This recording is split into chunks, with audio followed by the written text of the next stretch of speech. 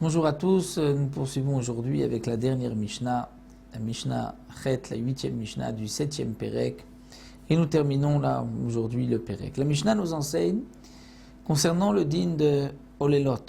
On avait vu dans les Mishnayot précédentes que lorsque on vient couper le raisin, cueillir le raisin de sa vigne, s'il y a des grappes qui ne sont pas bien formées, comme la Mishnah l'avait expliqué, ces grappes-là sont réservées aux pauvres.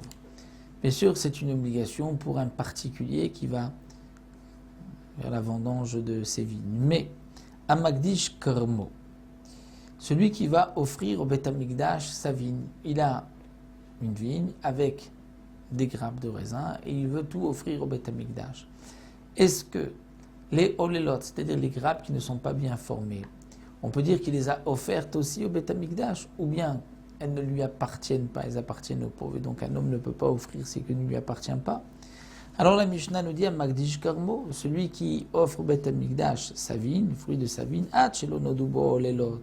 avant qu'on sache, qu'on ait vu qu'il y a eu des olelot, on n'a pas encore bien remarqué qu'est-ce qui est une grappe, qu'est-ce qui ne l'est pas, en olelot l'anim. Là, les olelot n'appartiennent pas encore aux pauvres. Mais dès que on a bien vu quelles sont les belles grappes bien formées, celles qui ne sont pas, celles qui sont réservées aux pauvres, là, les olelot sont pour l'anime parce que tu ne peux pas offrir au Beth Amikdash ce qui ne t'appartient pas. Rabbi Yossi dit, étant donné que les pauvres ne vont pas tout de suite couper leurs raisins, et que c'est le Hekdesh, le Beth Amikdash, le responsable, le Gizbar du Hekdesh qui va continuer d'entretenir la vigne jusqu'au moment où on va cueillir le raisin.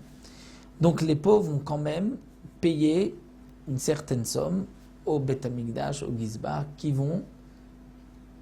Gizbarim, les responsables, qui vont s'occuper de ces vignes, de ces raisins, de ces grappes qui appartiennent aux pauvres. Ils vont arroser, ils vont désherber autour. Donc c'est pour cela qu'il faut donner un petit quelque chose, parce que les pauvres profitent d'une certaine manière du travail des Gizbarim fait au nom du Hekdesh, du Beth Amikdash. La Mishnah termine avec un autre din, Ezoi Shicha Be'aris. Lorsque on va couper le raisin des vignes, il peut y avoir aussi un oubli, comme nous l'avons vu pour les olives, comme nous l'avons vu pour l'état de récolte. Lorsqu'on oublie un arbre, on oublie les fruits de l'arbre, on oublie de les couper, on ne pourra pas revenir les couper, on les laissera aux pauvres. Il y a deux sortes de vignes. Une vigne qui est sur une planche, c'était l'habitude à l'époque, on montait une planche, donc une vigne montante, ou une vigne qui est au niveau du sol. Donc là, la Mishnah nous dit Ezoi Shicha Be'aris. Be'aris, c'est une vigne qui est au-dessus d'une planche, au-dessus d'un bâton. À partir de quel moment on peut considérer que c'est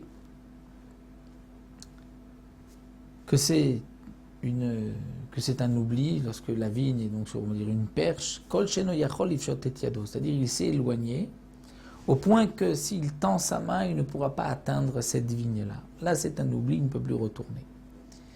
Donc s'il ne peut pas, l'ifshot et yadovilitla, tendre la main, prendre cette grappe qu'il a oubliée, c'est shikha, c'est un oubli, il n'a pas le droit de revenir, c'est pour les pauvres.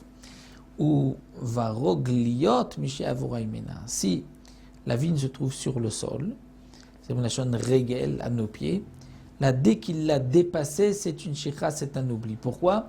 Parce que chaque rangée s'étend au-delà où elle a été plantée, et donc c'est considéré comme une autre rangée, et dès qu'on a quitté une rangée, on ne peut plus ensuite revenir à la première rangée. Donc même dans le cas où on peut, si on se penche, attraper la vigne, c'est-à-dire la grappe qu'on a oubliée, mais puisque la vigne se trouve au niveau du sol, donc dès qu'on a dépassé, c'est comme si on est déjà dans une autre rangée, on n'a pas le droit de revenir, et donc on ne pourra pas reprendre, c'est un oubli, ceci restera au pauvre.